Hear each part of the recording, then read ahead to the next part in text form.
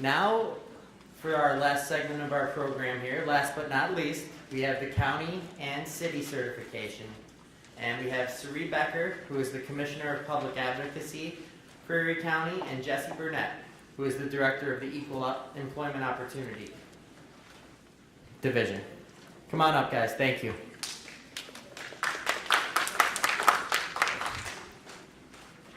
Thanks a lot, Greg. Good morning, ladies and gentlemen. Good morning. And we're glad to be here this morning. And there's been a lot of good information provided this morning. And we're going to talk about what we do at the county. I really appreciate my good colleague, Ms. Becker, being with me this morning to talk about how to improve and how to achieve your goals and objectives once you get certified. I'm going to talk about getting certified. Okay, so how about if we get started? Why do we want to seek certification? Well, we want to increase our business opportunities. Certification is going to be an opportunity for your business to have an advantage over others. Obviously, you're going to be able to participate greater with county and city and the folks that we do business with. Build competitive networks, and hopefully your bottom line is going to go up. Okay, these are the folks that make up the County of Erie, City of Buffalo Joint Certification Committee, and they are the County of Erie, the City of Buffalo, the Buffalo Sewer Authority, the Buffalo Public Schools, and the Buffalo Municipal Housing Authority. These are the folks, when you develop your application, that you would send a copy to, a hard copy, to each of us, the County of Erie, City of Buffalo, Buffalo Sewer Authority, Buffalo Municipal Housing Authority, and the Buffalo Public Schools. And then we meet once a month, and we interview the people who submitted the applications. You have to come for an interview. And then, of course, getting to that interview, you have to have completed the application with all the necessary information that we're asking for. And I know that there's been a long list of things that you've already listened to. And we're asking for pretty much the same thing that the state's asking for. Okay, such as resumes, bank signature cards, current financial statements, IRS statements for the last 3 years, proof of sources of capitalization, proof of ethnicity, U.S. citizenship, permanent resident status, lease agreements if there be any, all third-party agreements if there be any employment agreements if there be any, vehicle registrations, and a couple other things too. So we ask pretty much for a lot of information. When you send it to us, we're going to review it. We're going to talk to you about it. We're also looking for you to tell us that you're 51% or better owner of your business, that you're the person who makes the decisions, that you're the person who has the greatest to gain if your company is being profitable, and that you're the person who has the greatest to lose if you're happening to go down that road. So we're interested in getting you certified, because our goal at the County of Erie and City of Buffalo is to increase our numbers of certifications. And also, we're going to give you the, as quick as you get your document ready for us to review, we'll call you in and have our meeting. We meet once a month, third Wednesday of each month. If at that time there is something that is amiss coming out of the meeting, we'll send you a letter that says, look, we need a little bit more information from you, and you would provide that information from us. Sometimes it's not necessary to come back to the meeting, just provide the information and then we send you your certification notice. Other times we may ask you to come back, but our goal is always to get you certified.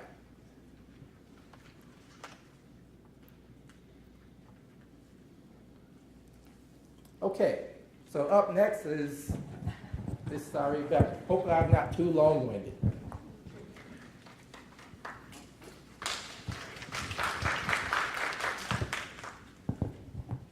Good morning, everyone. Can you hear me? Hi, my name is Sawrie Becker, and again, I have the honor of working with Mr. Burnette to help certify women and minority-owned businesses. In my role as commissioner, I also act as the executive director of the Commission on the Status of Women, and it really is our mission to support women business owners. So it's really been great because Mr. Burnette has allowed me to really kind of help to take part in this process. So what I was going to do, one of our missions is to connect women with resources. So that's what I want to try to do with you today.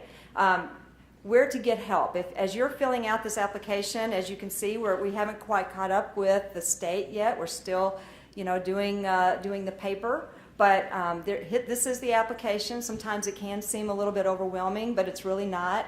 And I think it's also great if you're going for your state certification, it's the same, most of the same information, just do it all at the same time. And I think Kathy made a great point too. These are things you need to have access to anyway. So it just provides you an impetus to do that.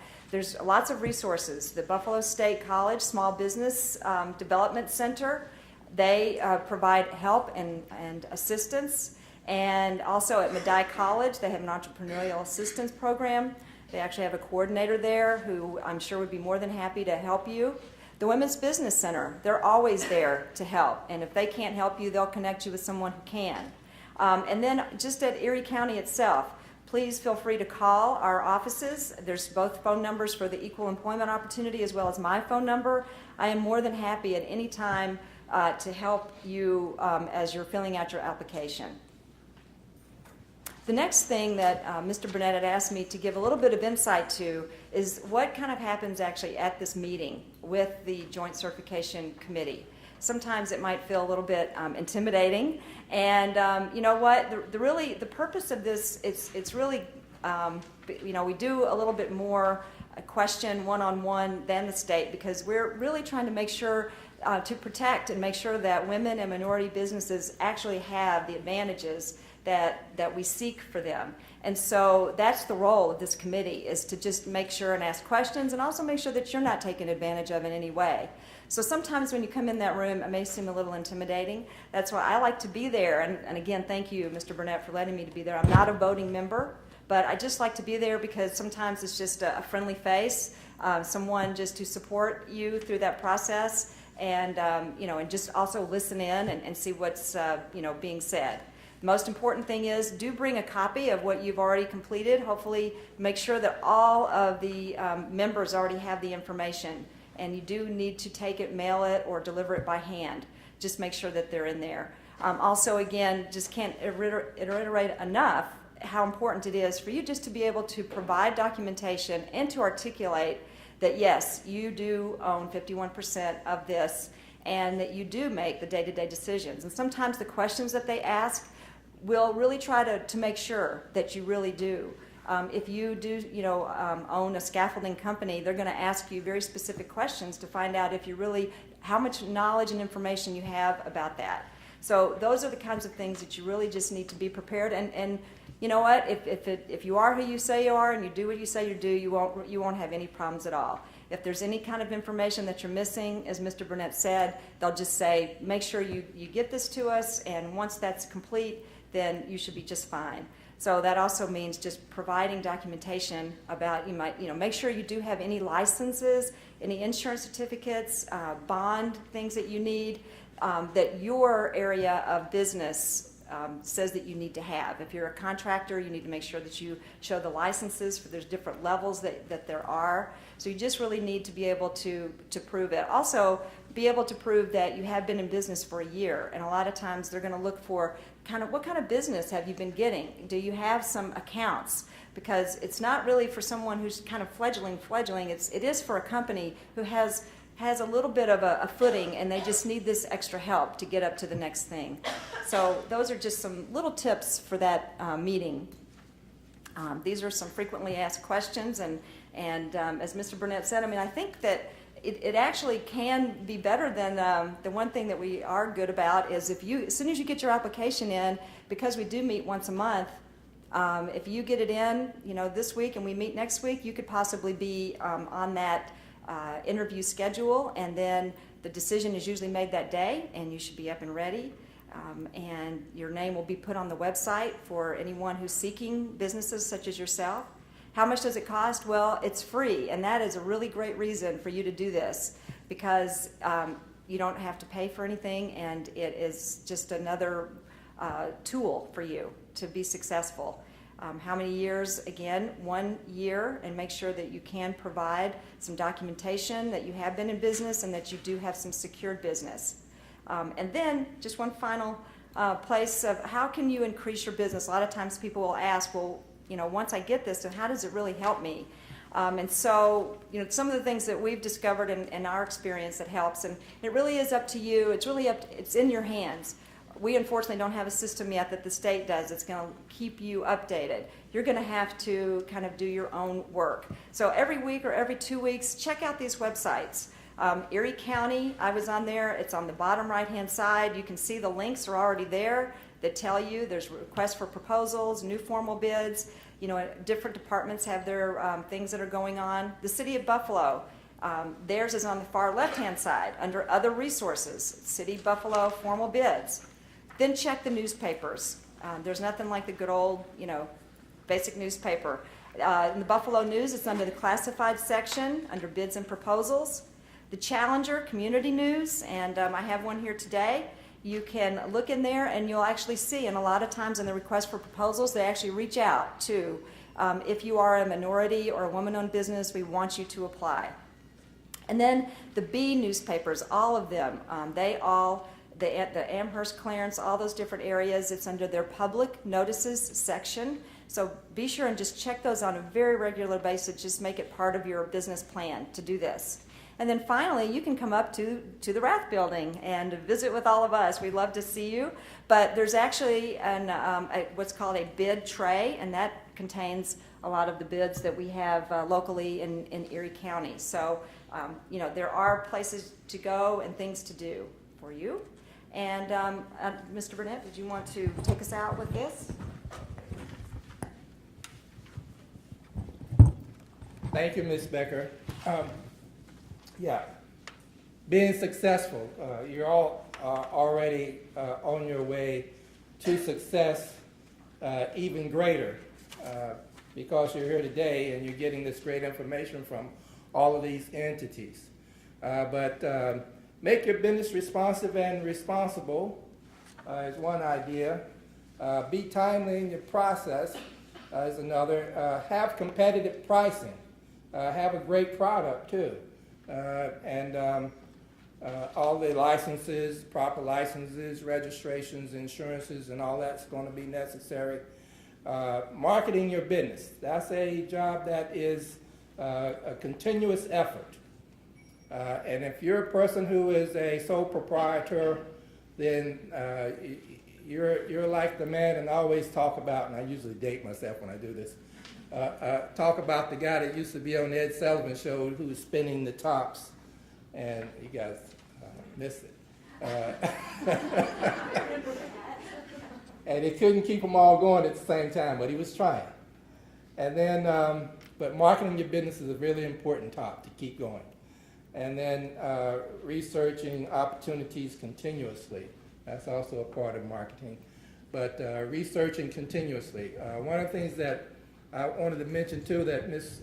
Becker had talked about was that our certification is good for 3 years. So once you get certified, you're good for 3 years. And I think there's a couple other programs that are good for 3 years, like the state and maybe another. Then you recertify, you just send your paperwork in, a lot of that stuff like we ask for, like the tax returns, and then a statement that says I'm still in business, I'm still doing the jobs that and reaching for the goals and striving to make the opportunities that I said I was striving for when I received the certification.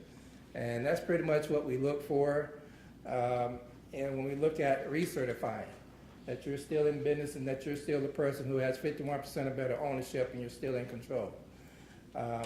and then you get recertified for another 3 years.